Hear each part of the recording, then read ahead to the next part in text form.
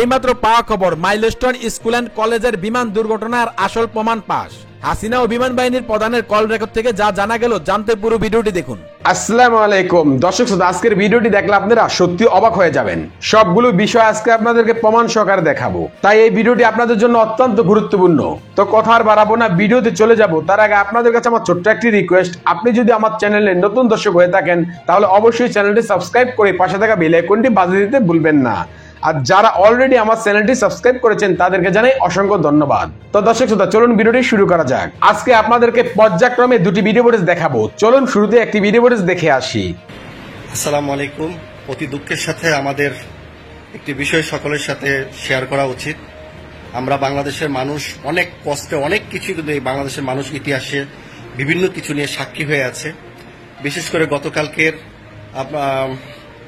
গতকালকে যে বিষয়গুলো দেখলেন, মাইলস্টোন যে কলেজ, স্কুল অ্যান্ড কলেজের যে বিমান দুর্ঘটনা হয়েছে উত্তরা দিয়াবাড়িতে, এরকম হতাহত মৃত্যু আমরা কিন্তু অনেক কিছুতেই আমরা সাক্ষী আছি।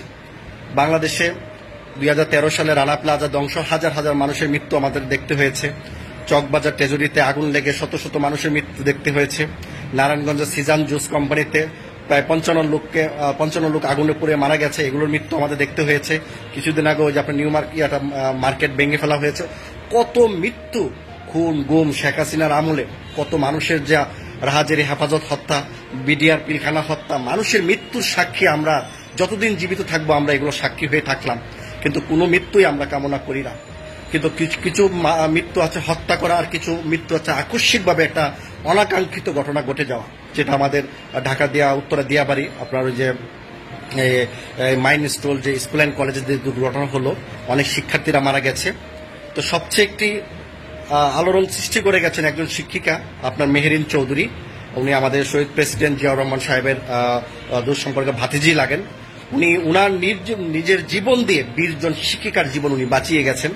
আর যে পাইলটের কথা বলছেন, পাইলট তৌকির আহমেদ, উনি নিজেও বাঁচার জন্য কিন্তু ফাইটার বিমান থেকে কিন্তু আপনার বেরিয়ে যাওয়া যায় প্যারাশুটের মাধ্যমে। উনি যথাযথ চেষ্টা করেছেন উনি খালি জায়গায় ল্যান্ডিং করার জন্য, কোন মানুষের উপর না, কিন্তু অনাকাঙ্ক্ষিতভাবে উনি কন্ট্রোল হারিয়ে ফেলে স্কুলের মাঠেই উনি নামাতে চেয়েছিলেন। কিন্তু দেখেন, ওনার নিজের জীবনটা কিন্তু আগে, আমরা যখন আর্মিতে ট্রেনিং করেছি, আগে নিজে বাঁচবো পরে অন্যকে বাঁচার সুযোগ করে দেব, নিজে মরে অন্যকে বাঁচাবো না। কিন্তু উনি নিজেও মরে গেল, অন্যকেও মারল, কিন্তু উনি নিজে বাঁচতে পারতো, কিন্তু না, ওনার নিজের জীবন দিয়ে বুঝাইতে চেয়েছে যে অন্যের জীবন ধ্বংস হোক, সেটা উনি কখনোই চাই না। ওনাকে বাঁচাতে যে উনি নিজে ধ্বংস হয়েছে, মানে উনি মারা গেছে। কিন্তু তারই পাশাপাশি আমরা যেখানে বাংলাদেশের শোক দিবস পালন করব, সেখানে বাংলাদেশের সচিবালয় গ্রাহ করছে আমাদের ছাত্ররা। কেন ছাত্ররা এখন এত উচ্ছৃঙ্খল কেন হচ্ছে? সচিবালয় হচ্ছে বাংলাদেশের একটা প্রাণ কেন্দ্র। সচিবালয় যদি কেউ ধ্বংস করতে চায় তাহলে বাংলাদেশ আর উঠে দাঁড়াতে পারবে না। বাংলাদেশ হচ্ছে, সচিবালয় হচ্ছে বাংলাদেশের একটা মেরুদণ্ড। তো সেখানে আবার ওই যে মাইলস্টোন কলেজে আমাদের 2 জন উপদেষ্টাকে আটকে রাখা হয়েছে। পুলিশ আর্মির স্কট থাকার পরও তাদেরকে পিছনে গেট দিয়ে তাদেরকে নিরাপত্তার সাথে বের করে দেওয়া হয়েছে। এগুলো সরকারের কি দোষ? একটা বিমান অ্যাক্সিডেন্ট হয়েছে, এটা কি কেউ কি বলে দিচ্ছে? বাংলাদেশে কি এর আগেও তো একটা ঘটনা হয়েছে, ভারতেও একটা ঘটনা হয়েছে, মেডিকেল ক্যাম্পের মধ্যে মেডিকেল ছাত্রাবাসে কতগুলো মারা গেছে, যাত্রী সহ মারা গেছে, সমস্ত যাত্রী মারা গেছে। এগুলো অনাকাঙ্ক্ষিত ঘটনা, কেউ কারোর জন্য এগুলো জড়িত থাকে না। আমি শুধু একটি কথা, সচিবালয়ে যারা আক্রমণ করতে গিয়েছে এবং পুলিশ আর্মির মানে পাল্টা আক্রমণে তারা এখান থেকে পালিয়ে গেছে ছাত্ররা, আমি ছাত্রদের উদ্দেশ্য করে বলতে চাই, যারা সত্যিকার অর্থে ছাত্র, যারা ব্রিলিয়ান্ট ছাত্র, যারা বাবা মার কষ্টের পয়সাতে তারা কলেজে পড়াশোনা করো, আমি তাদের উদ্দেশ্য বলছি। আর যারা কলেজেও আসছো বাউত্রামি করার জন্য, লুংরামি করার জন্য, নেতা হওয়ার জন্য, গাঁজা ইয়াবা খাওয়ার জন্য, দুর্নীতি করার জন্য, তাদের কাছে আমার এই ভিডিওটা ভালো লাগবে না। কারণ কি, আজকে এই সরকারের কাছে আমি বিচার দিচ্ছি এই ছাত্রদের ব্যাপারে। এই এখন যারা সচিবালয়ে গ্রাহ করতে গেছে তাদের কি কোনো বিচার হবে কিনা, তাদের কি শিক্ষা সার্টিফিকেট বাতিল হবে কিনা, তাদেরকে আজীবনের জন্য কোনো শিক্ষা প্রতিষ্ঠান থেকে বহিষ্কার বা তাদের লেখাপড়া ফুললি বাতিল হবে কিনা, সেই বিষয়টা আমি জানতে চাচ্ছি। একটি কারণে, আপনারা জানেন এই তত্ত্বাবধায়ক সরকার, এই ইউনূস স্যার সরকার আসার পর, এই 5ই আগস্টের পরে সেপ্টেম্বরের 25 তারিখ 2024 সেপ্টেম্বরের 25 তারিখ সাধারণ আনসাররা তারা এক দফা একটা দাবি নিয়ে সচিবালয়ে তারা গিয়েছিলেন বৈঠক, এবং সেখানে আনসারের মহাপরিচালক মুতালেব হোসেন সাবো ছিলেন। উনাদের ওইখানে এক দফা তাদের একটা প্রকাশ করতে গেছিল। তাদের এই আন্দোলন, এই বাহিনীটা বাংলাদেশের সবচেয়ে সিনিয়র, মানে পুলিশ বাহিনীর আগেও সাধারণ আনসার বাহিনী কিন্তু প্রতিষ্ঠিত হয়েছে। তারা একটা জানো, তাদেরকে এককালীন একটা পেনশন দেওয়া হয়, তাদেরকে পরিবারকে রেশন দেওয়া হয়, তাদের একটা বিভিন্ন কিছু দাবি দাবা আছে যেটা তত্ত্বাবধায়ক সরকার দিতে পারে। তারা বহু সরকার দেখেছে বাংলাদেশে, তারা কোনো সাধারণ আনসারদের পক্ষে তারা কাজ করে নাই। সেই আশা নিয়ে ডক্টর ইউনূস কিছু করবেন বিধায় কিন্তু তারা সচিবালয়ে গিয়েছেন। কি করলো তারা? ছাত্র হাসনাত এবং সার্জিস তাদেরকে, ছাত্রদেরকে এনে নিয়ে তাদেরকে পিটালো, সেনাবাহিনীর কাছে ধরে দিল, শত শত হাজার হাজার সাধারণ নিরহ আনসারদেরকে চাকরিচ্যুত করা হলো। তাহলে সাধারণ আনসাররা যদি সচিবালয়ে মানে লিগেল ভাবে যাওয়ার পরে যদি তারা চাকরিচ্যুত হয়, তারা এই দেশের জনগণ হওয়ার পর চাকরিচ্যুত হয়, তাইলে ইলিগেল ভাবে ছাত্ররা যদি সচিবালয়ে গ্রাউ করে, আক্রমণ করে আমাদের বাংলাদেশের মূল কেন্দ্রে, তাহলে সেই ছাত্রদের বিচার কি বাংলাদেশের সরকার করবে কিনা, নাকি বাংলাদেশের এই ছাত্রদেরকে কেউ উস্কানি দিচ্ছে, ছাত্রদের পিছনে ইন্ধন কারা দিচ্ছে, সেটার বিচার করবে না বাংলাদেশ সরকারকে আমরা বলছি। আমার ঢাকার যে ঘটনাগুলো, বিমান অ্যাক্সিডেন্টটা হলো, এটা কেউ কারোর জন্য না। আমরা এটা অবশ্যই দুঃখ প্রকাশ করছি। আল্লাহ পাক যারা দুনিয়া থেকে চলে গেছেন তাদেরকে আল্লাহ জান্নাতবাসী করুক, এবং তার পরিবারের প্রতি সুখসপ্ত আমরা কামনা করছি যেন তার পরিবারগুলো দুঃখ কষ্টগুলো কাটিয়ে উঠতে পারেন। কিন্তু এটা নিয়ে যদি কেউ রাজনীতি করে, কাউকে কিন্তু ছাড় দেওয়া হবে না। আমরা প্রশাসনকে বলবো, সেনাবাহিনী বলবো, বিজিবি, র্যাব যারা আছে তারা কঠিন হস্তক্ষেপ করবে। কারণ বাংলাদেশে এইভাবেই কিন্তু বিশৃঙ্খল রাজনীতি গঠানোর জন্য কিছু মহল পায়তারা করছে, বিশেষ করে এনসিপি তো পুরা ছাত্রদেরকে তারা ব্রেন ওয়াশ করতেছে, মিসগাইডিং করতেছে। এভাবে যদি দেশ চলে তাহলে বাংলাদেশের শিক্ষা জাতির মেরুদণ্ড হবে না, বাংলাদেশে হবে সন্ত্রাস জাতি মেরুদণ্ড। এই জিনিসগুলো বলতে হবে। আমরা বাংলাদেশে ডেমোক্রেসি চাই, কোনো মবক্রেসি রাষ্ট্র পরিচালনা যেন হয়, সেটা যেন আমরা এগুলো আশা করছি না। তো বাংলাদেশ সরকারকে বলবো, আপনার যে উত্তরা যে বিমান অ্যাক্সিডেন্ট হলো, শিক্ষার্থীরা মারা গেল, অনেক মানুষ মারা গেছে, অনেক শিক্ষিকা মারা গেছে, এদেরকে নিয়ে যেন কেউ রাজনীতি ব্যবসা না করে, এদেরকে নিয়ে যেন কেউ রাজনীতি ফায়দা লুটতে না পারে। যে আমরা ওইখানে যাই একটা ছবি তুলি, ব্লাড দেই, রক্ত দেই, মানে সমবেদনা জানাই, এটা কিন্তু একটা ব্যবসা। এখন কিন্তু রাজনীতি কিন্তু এগুলোই একটা নোংরা ব্যবসা করে। আমরাও যেতে পারতাম, আমরাও আত্মীয় স্বজন সবাই যারা যাওয়ার কাম গিয়েছেন, কিন্তু আমরা এত মানুষ গেলে তো সবাই উপকারে আসবে না। যারা দেশের গুরুত্বপূর্ণ ব্যক্তি তারাই যাবে, তাদের পাশে থাকবে, রাষ্ট্রীয়ভাবে তাদেরকে সহযোগিতা করবে। এটা আমরা সকলেরই আশা প্রত্যাশা, তাদের পরিবারের পাশে রাষ্ট্র থাকবে। কিন্তু এটা নিয়ে যেন কোনো ছাত্র বা কোনো রাজনৈতিক দল যেন কোনো অশুভ বার্তা দিয়ে বা তাদের নিজের স্বার্থ উদ্ধারের জন্য কোনো ফায়দা লুটতে না পারে, তাই সকল দেশের নাগরিকের প্রতি আমার এই শুভ এই বার্তাটা রইল, অনুরোধ রইল। তো প্রিয় দেশবাসী, ছাত্ররা যদি সচিবালয়ে গ্রাউ করে তারা যদি বিচার না পায়, তাহলে 25শে সেপ্টেম্বর আপনার 2024 সাধারণ আনসার যেভাবে তারা এক দফা দাবি নিয়ে লিগেল ভাবে গিয়েছে, লিগেল ভাবে যাওয়ার পর যাদেরকে চাকরিচ্যুত করা হয়েছে, আমি মনে করব তাদের সকলকে চাকরি ফিরিয়ে দিয়ে তাদের পরিবারের পাশে রাষ্ট্র থাকবে, সরকার থাকবে, সেই প্রত্যাশা রইল। ধন্যবাদ সবাইকে। আশা করছি আপনারা পুরো ভিডিওটি মনোযোগ সহকারে দেখেছেন এবং এখানে কি বলা হয়েছে তাও বুঝতে পেরেছেন। এ বিষয়ে নিয়ে যদি আপনাদের কোনো মতামত থাকে তাহলে অবশ্যই তা কমেন্ট করে জানাতে পারেন। এখন চলুন আমরা আরো একটি ভিডিও দেখে আসি। ঢাকা শহরে রিক্সা চালক, ফুটপাতের দোকানদার, এগুলো আগে বেশিরভাগ ছাত্রদল, যুবদল, স্বেচ্ছাসেবক দল ছিল। গণঅভ্যুত্থানের পরে এই দায়িত্ব নিয়ে নিয়েছে আওয়ামী লীগ। বাংলাদেশে গণঅভ্যুত্থান পরবর্তী সময়ে গণঅভ্যুত্থানের পক্ষের শক্তিরা যদি ঐক্যহীন থাকে এবং অসতর্ক থাকে, তাহলে এই যে সব কিন্তু এলাকা ছাইরা ঢাকায় অবস্থান করতেছে, ছাত্রলীগ, যুবলীগ, স্বেচ্ছাসেবক লীগ, শ্রমিক লীগ, সব ঢাকা তাদের জন্য একটা নিরাপদ জায়গা, এলাকায় থাকতে পারে না। তো এই মানুষগুলো একসঙ্গে একত্রিত হলে কি অবস্থা হয় তা আমরা আজকে সচিবালয়ে দেখেছি। এবং শুধু সচিবালয়ে না, আপনার হলো মাইলস্টোন স্কুলের কাছেও এই ধরনের একটা রূপ আমরা দেখেছি, যে ছাত্রদের পাশাপাশি ছদ্মবেশীরা ঢুকে গিয়েছিল। আজকে এই ঘটনার জন্য কাকে দায়ী করব বলেন?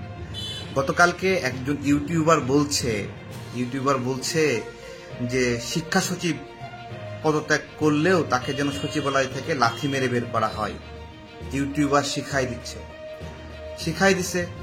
এখন আন্দোলনের ফাঁকে আওয়ামী লীগ, ছাত্রলীগ, যুবলীগের লোকেরা সচিবালয়ে ঢুকে গেছে।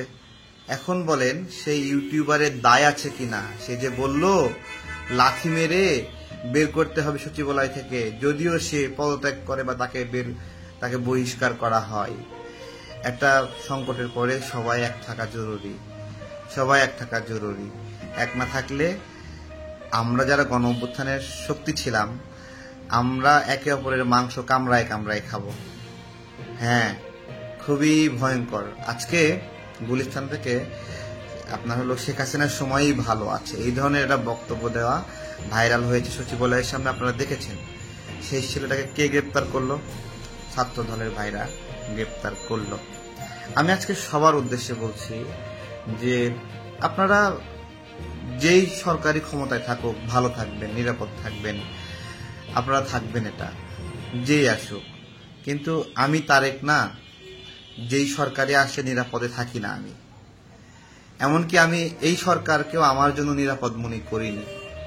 আমি চেয়েছি এমন একটা সরকার, যে সরকার সত্যিকার অর্থে আওয়ামী লীগের বিরুদ্ধে, এবং সত্যিকার অর্থে আওয়ামী লীগের একমাত্র শত্রু বাংলাদেশে কে আপনারা জানেন। আমার চাওয়ার একমাত্র কারণ ছিল ওইটাই, যে আমি গণ অভ্যুত্থানে যে ভূমিকা রেখেছি, আমার নিরাপত্তা কেবলমাত্র তারাই দিতে পারে, তারাই দিতে পারে। এখন এই পুরা ঢাকা রিক্সা চালক সহ সব দিকে আওয়ামী লীগ, ছাত্রলীগ, যুবলীগের লোকেরা রিক্সা চালাচ্ছে এলাকার ছাইরা এসে। তো মানে উস্কানি দেওয়া সহজ, বুঝছেন, উস্কানি দেওয়া সহজ। মানুষ মারা গেছে, আমাদের সন্তানরা মারা গেছে, সেই মারা যাওয়া সন্তানদের লাশ দুইটা কম হলেই কি হবে, বেশি হলেই কি হবে? আমার একটা জিজ্ঞাসা।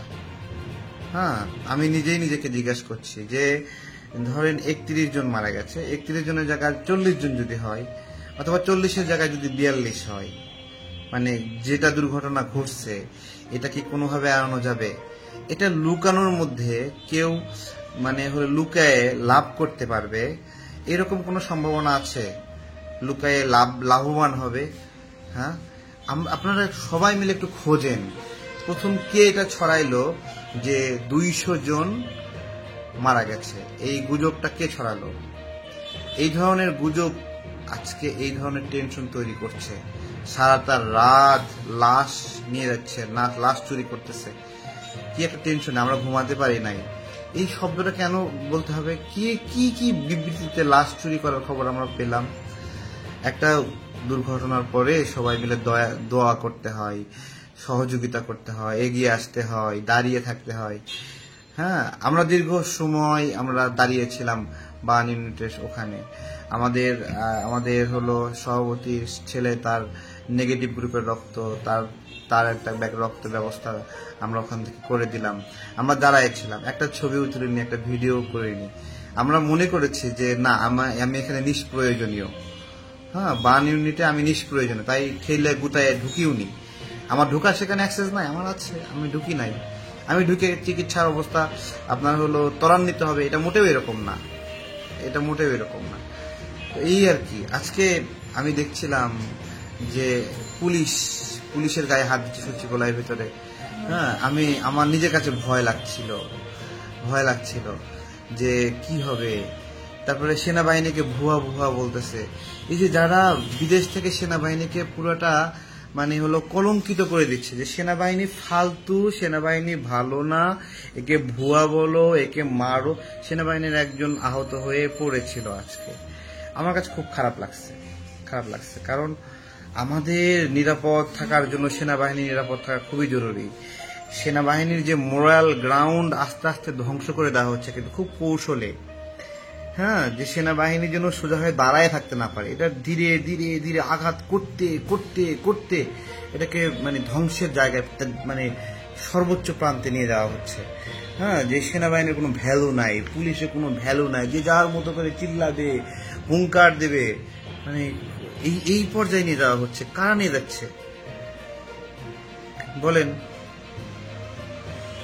কারা নিয়ে যাচ্ছে এই পর্যায়ে বলেন? এই যে মানে মুহূর্তে ফেসবুকে উস্কানি দেওয়া, আন্দোলনের জন্য উস্কানি দেওয়া, দেশটাকে এই পর্যায়ে কারা নিয়ে যাচ্ছে? কারা এই মব তৈরি করছে? আপনারা তাদেরকে প্রমোট করছেন, আপনারা তাদেরকে সাপোর্ট দিচ্ছেন। এগিয়ে যান ভাই, আপনি সত্য বলেছেন। হ্যাঁ, আপনি সত্য বলেছেন। কি মানে আজকে কি নাম, আরজে কিবরিয়া আপনার হলো তাকে আজকে ভারতের দালাল বানানো হয়েছে, আরজে কিবরিয়াকে। বাংলাদেশের নাগরিকদেরকে ভারতের দালাল বানায় দিবে? আরে ভাই, আরজে কিবরিয়া শুধুমাত্র বগুড়ার সন্তান হওয়াতে, যে সে বিএনপি পন্থী, এই জন্য তার চাকরিতে জায়গা হচ্ছে না, এক জায়গা থেকে বাদ দিয়ে আর এক জায়গায় গেছে, বিসিএস সহ কত জায়গায় কত পেরেশানি, তার কত সম্ভাবনা ছিল, সব নষ্ট করে দিয়েছে। কিন্তু আল্লাহ যাকে রক্ষা করে, যাকে সম্মানিত করে দেবেন, সে পিছনে তাকে আটকায় রাখা যায় না। সে আরজে কিবরিয়া একাই একটা ব্র্যান্ড হয়ে গেছে। তাকে আজকে নতুন করে নষ্ট করার, বাংলাদেশের ব্র্যান্ডগুলোকে নষ্ট করলে সমস্যা কি জানেন? এই ব্র্যান্ডগুলো জাতিকে ঐক্যবদ্ধ হয়ে রাখার ক্ষেত্রে গাইডলাইন দেয়। একটা করে ব্র্যান্ডের মুখে গু লাগাই দেওয়া হচ্ছে, লাগাই দিয়ে বলা হচ্ছে এই ব্র্যান্ডটা হলো নষ্ট ব্র্যান্ড, তোমরা একে অনুসরণ আর করো না। এগুলো সবাই যদি মায়া না করে, দয়া না করে, এইভাবে এত শত্রুতা, এত একে অপরের প্রতি ঘৃণা, এত জিঘাংসা, ভাই মাফ করেন, ভাই মাফ করেন। আজকে সারাদিন বুঝতেছিলাম না আমাদের কি করা উচিত, আমরা কি করা উচিত, কি করব। শুধু বুঝতেছি এখান থেকে আমি যে বাসায় যাব, যে রিক্সাটা আমার জন্য অপেক্ষা করতেছে, আমি একা রিক্সায় যাব, ওইটা একটা ছাত্রলীগের ছেলে হতে পারে, যুবলীগের ছেলে হতে পারে, এবং হি মাইট অ্যাটাক মি। ওকে, এটাই আমার অবজারভেশন, আজকে আপনারা যাই হোক, কোনো ভায়োলেন্স চাই না, মানে চাই না। সবাই সবাইকে নিবৃত্ত করুন। নিবৃত্ত করার পরে আমরা দেখি যে অকারণে কে ষাঁড়ের মতো চিল্লাচ্ছে, তারপরে তাকে চ্যাংডোলা করে কেরানীগঞ্জে পাঠাই দেব। ঠিক আছে? তাল মিলাইন না, উস্কানিতে তাল মিলাইন না। যে বাচ্চাগুলো মারা গেছে, আমাদেরও গা শিবরে উঠতেছে, খারাপ লাগতেছে, খাইতে পারতেছি না, টেনশন লাগতেছে। আজকে সারাদিন ভাত খাইনি, এই অবস্থা হয় না। ঠিক আছে, একটু আগে শুধু একটা রুটি আর একটা ডিম খাইছি। তো এগুলো গুজব যারা ছড়াচ্ছে, আমাদেরকে সাবধান থাকতে হবে, সতর্ক থাকতে হবে। ঠিক আছে, আজকে আমি আসিফ নজরুল স্যারকে খুবই অপছন্দ করি, কিন্তু আজকে আসিফ নজরুল স্যার, তারপরে শিক্ষা উপদেষ্টা, তারপরে হলো আরেকজন কে ছিল ওখানে, শফিক ভাই ছিল, সামগ্রিকভাবে এই সরকারের প্রতিনিধিদেরকে যেভাবে, এবং খুব অদ্ভুত দেখেন, দাবি মেনে নেওয়া হলো, মাইলস্টোনের ছাত্ররা মানে হলো থেমে গেল, তারা ঘরে ফিরছে, কিন্তু কিছু মানুষ তারা ঘরে ফিরছে না, তারা আবার জানা গেল মাইলস্টোনের ছাত্রও না। ঠিক আছে, এরা আবার এই সরকারের পতনও চায়। খুব সাদা চোখে, এটা একটা দুর্ঘটনা। এই দুর্ঘটনায় আপনি কাকে ফাঁসি দিবেন বলেন? পাইলট নিজেও মারা গেছে, পাইলট বেঁচে থাকলে তাকে ধরে নিয়ে সবাই চ্যাংডোলা করে নিয়ে যেত। সে নিজেও চায় না এটা, সবাইকে বাঁচাতে চাইছে। তো যাই হোক, রাজনৈতিক দলের জামাতকে ডেকেছে, বিএনপিকে ডেকেছে, আরো দুইটা দল এনসিপি ইসলামী আন্দোলনকে ডেকেছে। আমাদের যে সকল ভাইরা সেখানে গেছেন, সঠিক পরামর্শ দিবেন, দেশটা যেন ভালো থাকে, সবাই যেন ঐক্যবদ্ধ থাকে, এবং আপনার হলো উত্তেজনা না। আমাদের যে বাচ্চাগুলো, আমাদের সন্তানরা অসুস্থ হয়েছে, তাদেরকে সুস্থ করার জন্য একটা স্বাভাবিক পরিবেশ দরকার, স্বস্তি দরকার। জাস্ট যেই সময়টাতে ভালো ট্রিটমেন্টের আঞ্জাম করা দরকার, সেই সময়টাতে যেভাবে হচ্ছে সেভাবে হওয়া উচিত ছিল না। তো ভালো থাকবেন, বিদায় নিচ্ছি, আসসালামু আলাইকুম। আর গুজব না, এইভাবে উস্কাই দিবেন না, কেউ না, সবাই ক্ষমা করেন, মাফ করেন ভাই, মাফ করেন। কোনো মিছিল দেখতে চাই না, কোনো মিছিল না। আপাতত স্থির। অদ্ভুত দেখেন, সচিবালয়ের সামনে কারা মিছিল করছে, বলতেছে সচিবালয়ের সামনে মিছিল করতেছে, এসএসসি পরীক্ষা যাদের বাতিল হলো, এসএসসি পরীক্ষা নাকি বাতিল হলো, তারা নাকি মিছিল করতেছে। এখন কি একটা অদ্ভুত টেনশন যে পরীক্ষা বাতিল না হলেও মিছিল, পরীক্ষা বাতিল হলেও মিছিল। কারণ ওই যে বলে দিছে উস্তাদ বলে দিছে, কি বলে দিছে উস্তাদ, যে সচিবকে সরানো হলেও তাকে লাথি দিয়ে সচিবালয় থেকে বের করতে হবে, তাই না? বলেন। যাই হোক, ভালো থাকবেন সবাই, সবাই সুস্থ থাকেন, সবাই দোয়া করেন, ঠিক আছে? আর হলো, প্রধান উপদেষ্টা একটা অ্যাকাউন্ট নাম্বার শেয়ার করেছিল, আমি প্রধান উপদেষ্টা এই অ্যাকাউন্টটা শেয়ার করে উনি কি বুঝাচ্ছেন আমি জানি না, মানে দেশে টাকা নাই এটা বুঝাচ্ছেন। হ্যাঁ, 2 দিন আগেও যৌনকর্মীদের কয়েক কোটি টাকা দিয়েছেন আপনারা। সো মাইন্ড ইউর ওয়ে, আপনার কোন পথে যাচ্ছেন এটা নিজেই বুঝেন। জনগণ টাকা দিয়ে ডুবাই রাখবে আপনাদেরকে, কিন্তু সঠিক ব্যাখ্যাটা দিতে হবে। বন্যার সময়ের ব্যাখ্যা এখনো পাইনি, কানের দুল খুলে দিছে, রিক্সাওয়ালা টাকা দিছে, বান্ডিল বান্ডিল টাকা নিয়ে ফালাই দিছে, স্যাপ ফালাই দিয়ে এরকম করে ওইরকম করে টাকা ফালাইছে। হ্যাঁ, টাকা মানুষ দেবে, বিশ্বাসটা শুধু ধরে রাখেন, বিশ্বাসটা কেন ভাঙলেন, জবাব দেন আপনারা। আশা করছি আপনারা এই ভিডিওটিও মনোযোগ সহকারে দেখেছেন এবং এখানে কি বলা হয়েছে তাও বুঝতে পেরেছেন।